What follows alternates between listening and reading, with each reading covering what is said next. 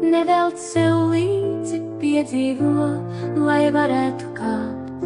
Tās ir kāpnes pieredzes mūsu, kas gudrību palīdz krāt.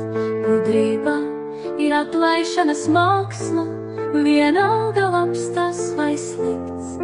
Piedzīvotājs ir jātransformē, tā no augšas mums likts.